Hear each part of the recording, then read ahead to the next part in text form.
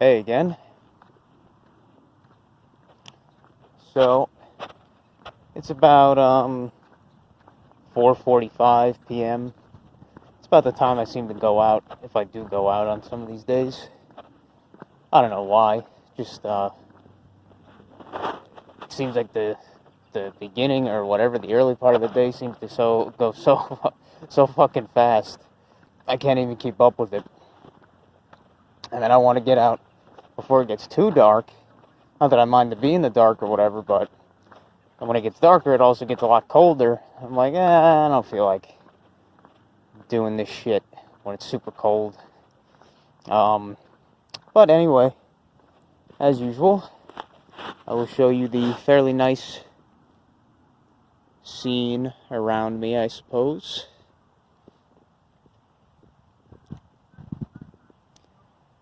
It's a nice, pretty blue sky out.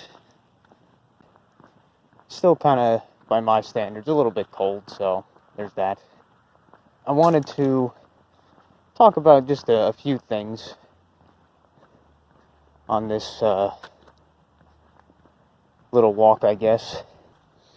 Oh man, I want to avoid going under this tree because I can see through the sunshine a shit ton of spider webs under there. I don't feel like getting that stuck in my face. I don't mind spiders at all, but I definitely don't enjoy the sensation of having web all over me. I think we've all had that sensation before, not very nice. So, the main topic I was going to talk about was probably, for some people, you know, whoever the hell is watching, probably getting a little bit old, maybe. I don't know, but I'm finding it more and more interesting myself as I've been looking into it. I wouldn't say that I'm going down, I mean, there is obviously endless rabbit holes and stuff, but I wouldn't say I'm going down one of those rabbit holes necessarily with this. Just, I don't know, just because it doesn't feel to me like it's feeding me, the system, whatever, is feeding me these kind of things or whatever. It's just kind of there, and I'm, you know, quote unquote researching it, looking into it, and it's like, that's really weird. And it's getting me more and more intrigued as I look more into it and sort of develop a slightly better understanding of it overall. I don't even think I mentioned it. That being the whole language thing. The weird language magic stuff with all of our human languages. Not just English, not just the ones I talk about, Greek, Japanese, any of that. All of them, but these are the ones that I've been looking into. But that's the main thing I want to talk about. But first, I'll get back to that. But first, I want to talk about something that I did yesterday. And that is, I had a conversation with another creator out there, or content creator, whatever, John Laban, JLB. Potentially some of you out there know him. I'd known him or at least I'd known of him for a fairly long time, maybe like a few years at least. Probably at least like 4 years, maybe 4 years. And he was the one who got me into the whole, or at least he's the one who kind of introduced me to some of the main ideas that I realized, like, this whole place is fake and everything. That brought up stuff that really, he brought up and almost nobody really brings up even now, even though it kind of comes hand in hand when you realize the whole place is fake. And that was stuff like the dinosaur fakery. I see more spider webs. I'm going to avoid those. Wow, that's a lot. But stuff like the dinosaur fakery, the nuke fakery, just like all these the history fakery, hoax, whatever you want to say, the hoaxes and all that. I'm avoiding the word because apparently that YouTube doesn't like some of that. I don't know. So I just avoid it when I can, just for the sake of it. He introduced me to a lot of that stuff, and I decided to get a hold of him because I was like, hey, you know what? I think there's something... I think I have at least a few interesting topics to talk about. And I was like, hey, what the heck? And then he got back to me, and he said, you know, I want to do a, what he calls a trademark, whatever, bondversation. And I was like, yeah, man. And we did it yesterday. It was like, for me, it was like 2 p.m. For him, it was like 8 p.m. in Bulgaria. And, yeah, we talked for like just a little bit over 4 hours. And it was a really fun, you know, it was a really interesting, really fun conversation. It was really nice to, I don't know, be able to actually talk to somebody else one-on-one about some of these ideas instead of just, you know, talking to myself, I guess you could say, with the videos.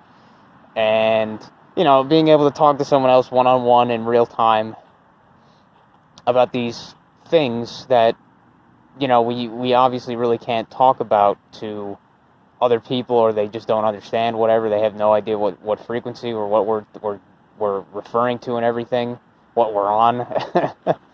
So that was really fun, and we talked about a lot of interesting topics. But he's going to be uploading at least for YouTube, the first half of that, the first hour of the conversation, and then that's what he does with the Bondversations. He does the first hour where he has the guest, basically like talking about themselves and introducing themselves, how they got into the quote-unquote truth movement and everything like that, or the, whatever you call this, the alternative truth movement and everything. Oh, that's what he calls it, the ACT realm. I forget what that stands for, but the ACT realm. How the guests got into it and everything. Then the second hour, he has his website members. That he has his website member. He shows that to his website members and everything, which is a little bit more freeform because he doesn't put it on YouTube. Just so you could say whatever, we could say whatever we wanted and such. Didn't matter. But you know, both hours were great. And then we had, like, I guess this is what he normally does, like a little after party kind of deal where we just talk out of recording, and you know, just like you know, two people, as people would refer to, having a beer. He was having a beer, I wasn't having any beer, but it was really it was really fun. End of the day, it was really nice to be able to talk to somebody else. And I recorded the whole thing myself, but just because it was his show, or whatever you want to call it, his podcast deal. So I'm not going to. Maybe I'll upload the first hour, but unless I have a good reason or he gives me permission or something, at least not for a while, I won't upload the entire thing. But just for my own records, whatever you call it, it was interesting to be able to talk about some of these things, even outside of the recording and everything. But yeah, he's going to upload that at some point, and I will link to his channel. If anybody, you know, for some reason doesn't know about him, I would be surprised if a lot of the people subscribed to me currently don't know about him already. But I'll link to his channel in the description. And now I will talk about the main topic that I was going to get onto, and that is the language deal. So I was looking more into some other words kind of that are like common. Like love is a very big one. Love is a very big one, and funny enough that I think about that is in that Bondversation that we had, he mentioned that some Simpsons episode, something where it was like a crossover with the X-Files, probably some really old episode, and what was it, that one doctor, what was it, Mr. something with Mr. Burns. I don't remember. I haven't seen the episode probably in so damn long, but I saw the clip he used in one of his own videos. But he referenced it when I mentioned the language thing with the love and especially specifically the word love, and it was something about Mr. Burns being mistaken or turning into what looked like some kind of alien or something after being given all this like weird stuff from that one quack doctor, the one who's super enthusiastic. He says, time for your booster. Time for your booster. I guess he reveals Mr. Burns in his weird state, alien state, and he says something, I present to you love, or something, and then the one black doctor says something like, is it the love between a man, do you mean the love between a man and a woman, or the love between, or something else, the love of a food or some shit. And, you know, that's funny that they reference that, because it's like, well, one, it's a synchronicity, for one, because I talked about that, and John used in his video something referring to that in that episode, kind of. But two, just the acknowledgement of that the word love in English, at least, is so, I guess, vague or not non-descriptive, like, at all. Like, you really would have to explain way more in that context to know what kind of love that they're referring to when they say that word in any way. You know, I just found that really funny. But it made me think of other things, like descriptive words that have emotional meaning to them or whatever. Like, I mean, I could have thought of so many others, like, and I probably will at some point. Who knows if I'll fucking make another video about this? Probably I will. But I have other things that I want to talk about as well, but this is just extremely interesting to me. Such as sadness. Sad or sadness. And in English, there are, let me see, I actually brought notes, even though they look horrible and they're on this tiny fucking sticky note that I could barely read, but it's better than nothing. There's so many ways, well, kind of. There's many ways in English to describe sadness, sort of, like, or at least there's different ways to say it that do kind of have different meanings, but it's weird, because they also don't, like, okay, let's see, I got the one for, yeah, let's go with the other ones first. So, at least in Greek, if you just use Google, if you just use Google to look up how to translate sadness from English to Greek, it'll give you lipe, L-Y-P-E or L-Y-P-I. Apparently, P-E is the ancient Greek way of spelling it or something like that. I have no idea what the difference is, but lipe, and means like grief, sadness, suffering, pain, I think, something like around those lines. And then in Japanese, you got kanashi, 2 I's at the end, kanashi, sad, unhappy, sorrowful. Then there's like surai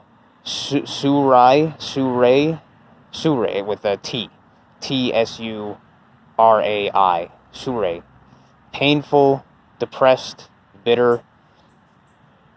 And then you have in English, you got a bunch of other ways to say it, which, here, I'll just say them, like, that I thought of.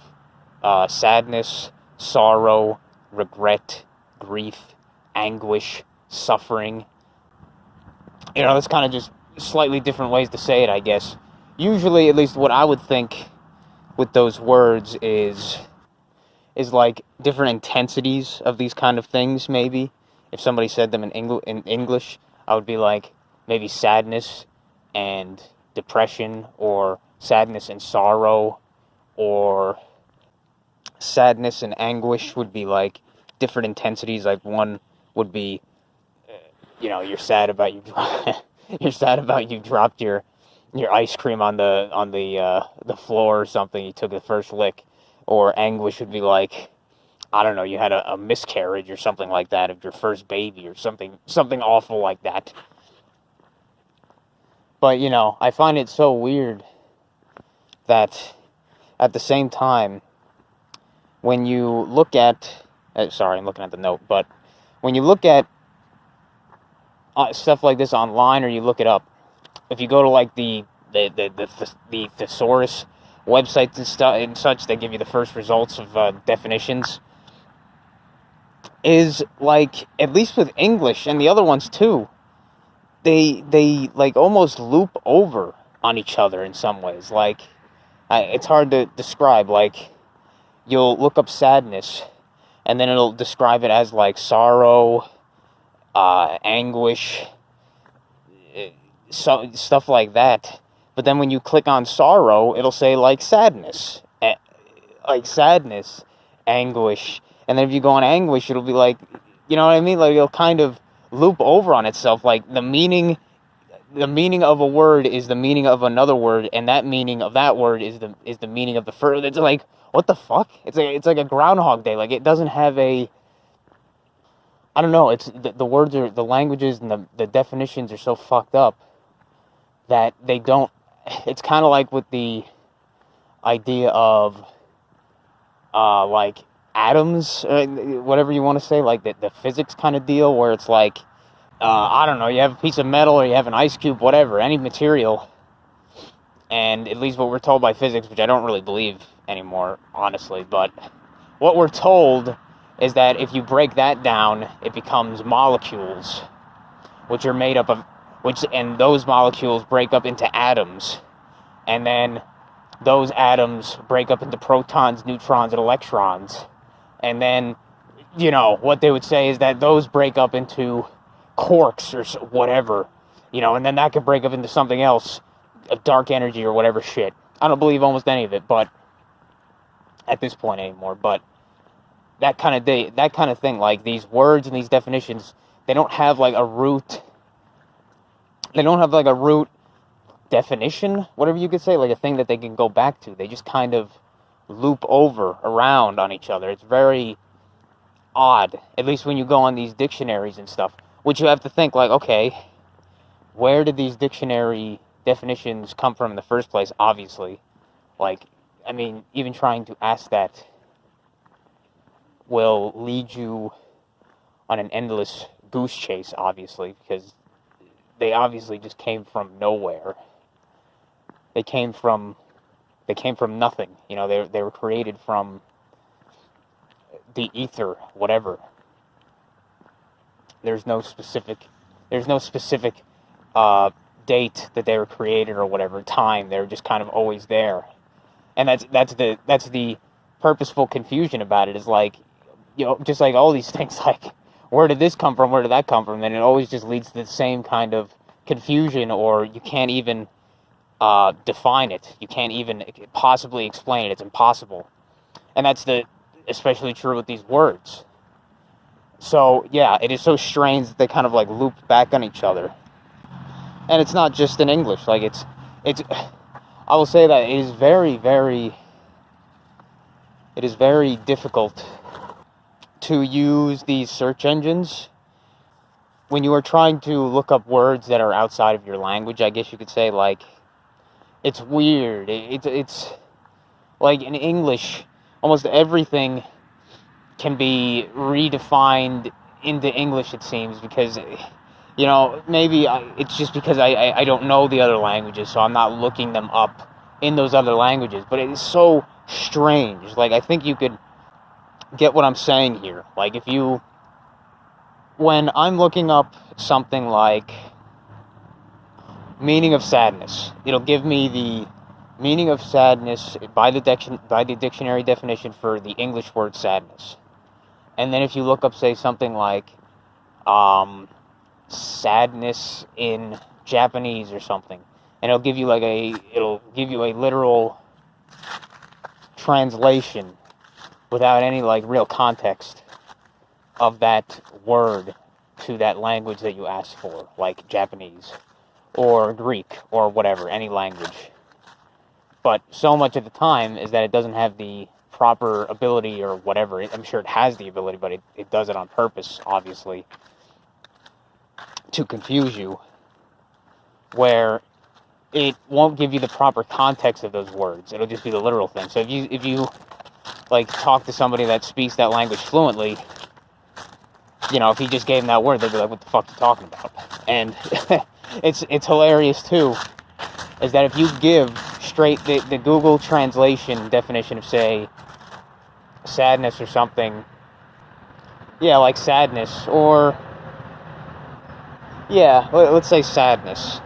If you give it the definition, if you say translate sadness to Greek, it'll give you the in their languages, characters, words or letters, characters, that word.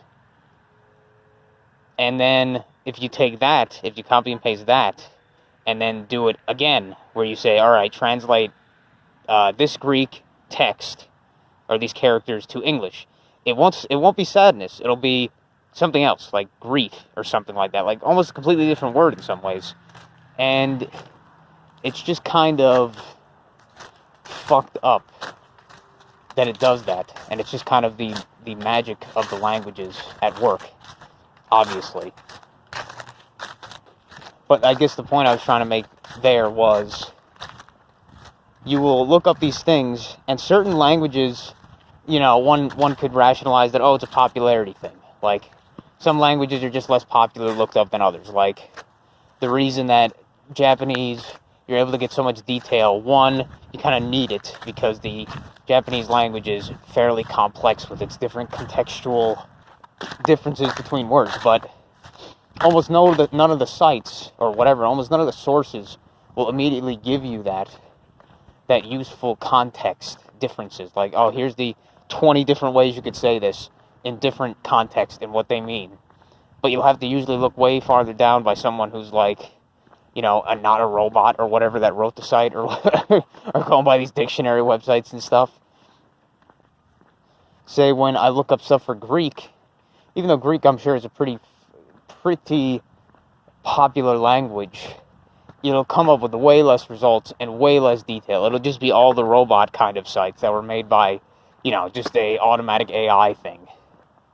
And it's not very useful. So I can't even imagine if I was trying to look up stuff like, I don't know, like really obscure languages. Like, I don't even know. Yeah, like Haitian, maybe? I don't know if that's obscure, but yeah, like something like that. Like, you'd never be able to even be able to effectively translate besides through these shitty non-human or non-contextualized terms. You'd have to go by the robot AI generated stuff. That's a big issue that is purposely there, but that's a big point I wanted to make. But the next thing I looked up was a pretty important one too. It's not so much an emotional thing, but it is very important. And that is when you are trying to refer to yourself when you are speaking, or something like that. Like, I. Wait, the letter. Isn't that so fucked up in English? Just having one letter for referring to yourself. I. And you might have you could pronounce it in multiple letters or whatever, but the actual spelling is just one line. I. That's almost like a spit in your face kind of deal. Like, man, you're a piece of shit. Because look how little you are. You're a single line kind of thing, if you want to look at it like that. But in English, you just say kind of I, or I guess you could say it in a slightly different ways. You could say like, I am, I see, I jump, something like that. Or you could also use, I don't know what the term is, I forget pronouns and all that crap, adjectives. Me, referring to myself, self, myself, that kind of deal. And then you could obviously do something like, referring to yourself in the third person by, like, oh, you know, like, unga bunga, me Tarzan. You know, Tarzan want food, Tarzan want smash, Tarzan want tree. That kind of thing. But that's, like, basically how you refer to yourself in English in a lot of ways, I guess. Myself, that kind of thing. Our thing. Yeah, myself, that thing. And in Greek, this one was pretty hard. Like, looking up a single letter is weird. You have to word it in such a way. You have to say, like, you have to like, you can't just say meaning of I. You have to, like, it'll give you, like, the letter, like, you know, that's there to fuck you. That's there to fuck with you too. But if you say meaning of I, it'll give you stupid shit. So you have to type in, like, you know, very weird roundabout way. How to refer to yourself in Greek, or something around those lines. How to refer to yourself in Japanese. I don't know. For Japanese, it was easier, but like I said, it's just weird that certain languages you get a much quicker result. But I guess it's because Japanese, like I said, maybe, if you want to rationalize it, is popular for people to want to learn because of the very large media influence that Japan has with the anime and stuff like that, video games and such. But for the referring to yourself in, at least in this, like I said, you're just getting the robot crap when you have some of these other slightly more obscure languages. Apparently, you don't have an actual person writing it and saying, here's how we actually say it here. So, the literal definition of I in English, or I'm sorry, from the literal translation of English to Greek is ego, or like ego. It says it's ego, but the O has a line over it. I don't know what that's called. An asterisk? No, not an asterisk. A hyphen? I forget what I don't know what they call that in those different languages with the slightly different characters. I guess South American languages are... No, that's not South America. I don't know. Whatever those kind of languages are called. They had those slightly weird characters, the Roman characters. But it's ego. Like it really, at least with the pronunciation bot, it says like ego. Kind of. And just like Matt had that video where, or he mentioned at some points, like maybe that stupid commercial for the Eggo waffles. Let go my ego. Let go my ego. Let go of me. Let go of I. Let go of myself. That is honestly makes his point even more potentially true to what he was trying to say, actually, because hey, apparently in Greek, like I referring to yourself, I is ego. So that is extremely strange right there, I'll say. Now let me get my other notes. My other shitty... Oh, wrong pocket. My other shitty note. And this is for the long list of how to refer to yourself, or how you would refer to yourself. Man, this is fucking some Mandela effect shit. There are these fucking bugs now that we never had here. And now, what the fuck? What the fuck, man? I'm seeing them everywhere. What in the fuck? Maybe they're just dying because of the cold? I don't know what the fuck they are. They're like an invasive species. Or so, I don't know. Or just fucking Mandela effect shit. It's like these moth-looking, really, like, have really, really dark, like thick, spindly legs. I don't know what the hell they are. They have like a nice, like, back, a red colored back or something. It's so strange. And we were never seeing these things before until like recently. So invasive species, whatever you want to call it, Mandela effect. I'm more gonna lean towards Mandela effect at this point, kind of shit, but fucking weird, man. And they've been everywhere this winter, this year. But anyway, back to what I was saying. Is in Japanese, you'd refer to yourself in both verbal and written. And it's like there's, let's see, 1, 2, 3, 4, 5, 6, 7, like 8, 9. There's like 9 different ways that you can refer to yourself in a sentence, or whatever you want to call it, in a statement, in Japanese.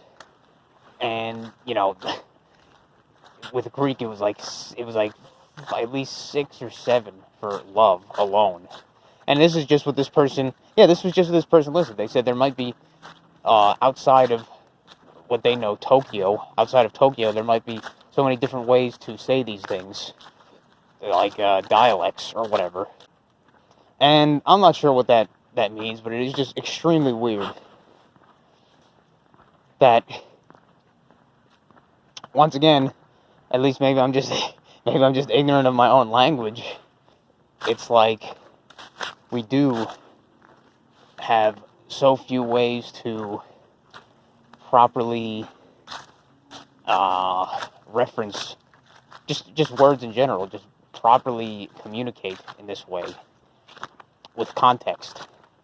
You have to, like, the person would have to make assumptions, or they just wouldn't understand you, because, you know, or they would just think that they're understanding you, but they're really not, which is pretty bad. Like, that's even worse than a misunderstanding, because, man, there are so many squirrels out now, which understand getting their nuts so they can hibernate, whatever the hell they do. But anyway, I'll just go through the list that I found really strange. Is the first thing that comes up when you look up I, or how to refer to yourself in Japanese, is watashi. But that is, like, at least what this person was saying, is the completely wrong way to do it generally. Like, you don't really speak like that, because watashi is, like, only used in a pretty literal, or that is the literal definition that they give, but that is, like, the way that you refer to it in a very formal sense. But then you have, and my hands are getting fucking cold already, but hopefully I'll get done with this soon. And then you have other ones like watakushi, which is like only would be referred to with very formal, like, business kind of context. Like you're making, like, a business letter or something you want to call it, like that kind of thing, and very extremely formal kind of stuff. Like, I don't know, like a law document. And then these are the ones that are more gender specific, which is interesting. Atashi, well, not only, but it would be generally said by women that are, like, a little bit older, more mature women. And uchi, it's so weird that they're so fucking, like, they're not even close at this point. Like, they're all so different from one another. But uchi would be, like, younger, like, teenage girls kind of deal. So you wouldn't say that when you get older.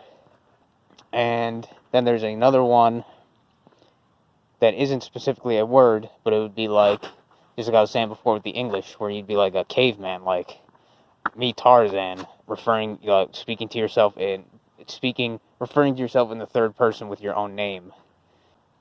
They have a name for this, which would be, or these people, like a slang term for them, which would be burrito. So these kind of people would be doing that to be, like, cute and, like, I want attention sexual kind of thing, I guess, which is not really something that is, like, common in English at all. But this would be, like, in Japan, that would be pretty common, I guess, especially in, like, stuff like media, anime, or whatever, manga. Ore. Damn it, I forgot how to say it, but it does sound pretty good if it's said by a deep enough pronunciation. It's not like it's some way to say it, but this would be the masculine kind of general way you'd say it. O-R-E, like or, like a, as we would say, as we would call it in English, like a ore, like a iron ore or something like that, a copper ore. But it's said differently in or pronounced differently in Japanese, but it's spelled like that. Or, or. Damn it. It sounds a lot better when you pronounce it right. But this would be like the male general like way that a man would refer to themselves. And then there's boku. Boku would be one way to refer to yourself as a man. But this would be more of like a descriptor if you're like a mama's boy kind of shit, or like a kiss ass or some shit like that. Like not a very kind of childish sort of way to refer to yourself if you're a guy. And there's a few more, like one that would be like, if a woman, I guess they would call like a woman like a bokuku or some shit like that.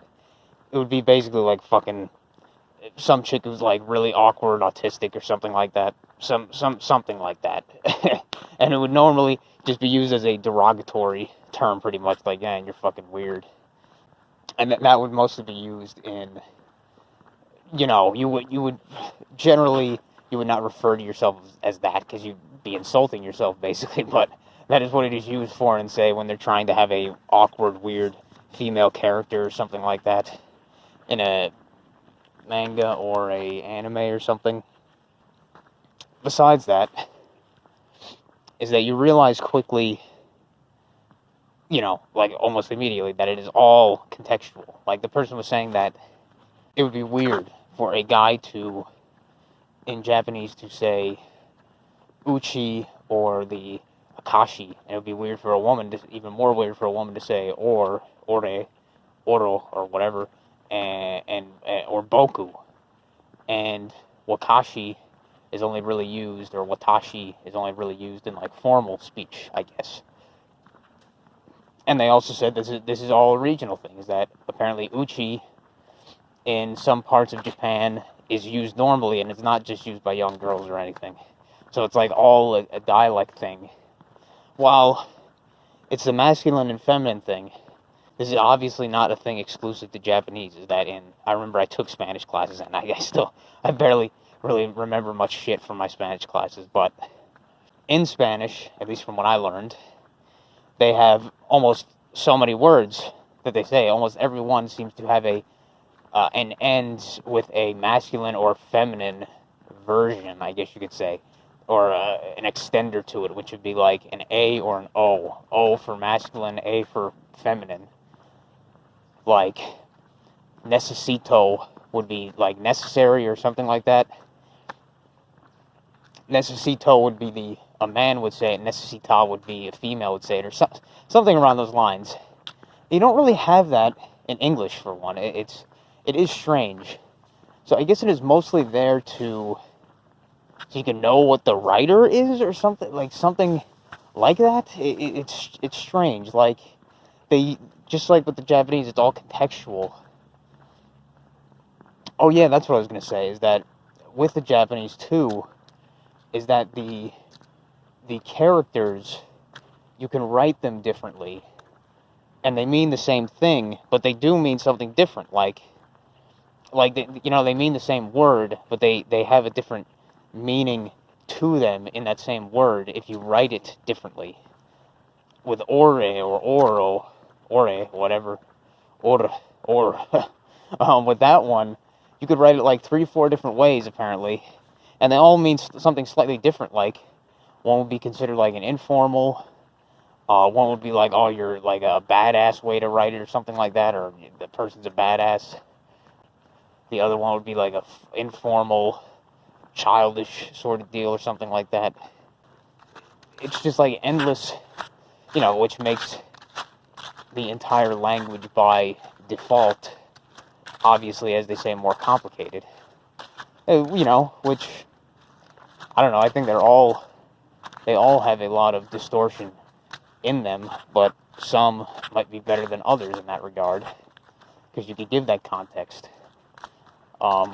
Like in English, you don't have the context that you can really speak that kind of stuff. Like, oh, this person is this or that because they wrote it this way, or they say it this way. Definitely don't have that. Like, you can't tell anything about the writer, or what they're trying to describe a character is speaking like or is like at all. And they do this in so many other ways. This is like just for the single thing of referring to yourself. They have it in so many other ways. Like, I guess they can have it where it'd be said by more like a, I don't know what we do it in English too. It's generally somewhat more rare. Like, I guess if you're trying to speak like a country bumpkin or something like that, you could do that in English by doing, like, you know, weird stuff with the letters here and there. But I guess this happens a lot more commonly in Japanese with their characters and stuff, or their letters, whatever you want to call it, their kanji, and they can make it so the way that they have the letters written, or the person is quote unquote speaking with those letters and you're reading it, you could be like, oh, this is a old wise man, or something of those guys, or something of those lines, or like a punk kid kind of deal. And you could do that a little bit in English, but it's not nearly as flexible, I guess. So, yeah, that's basically the main points I was trying to make here. And it's just so strange, and the differences are just endless. And the thing that's fucked up is that I'm literally talking about 1, 2, barely 3 languages here, because Greek, I barely like scratched the surface with that, because there's not a great amount of information about it. I guess you could say, like I was saying, is that it's hard to find concrete definitions and stuff compared to some of the other ones. So there's all these, probably, I don't even know, thousands, who fuck knows, hundreds, thousands of different languages, and they all mean these different kind of things.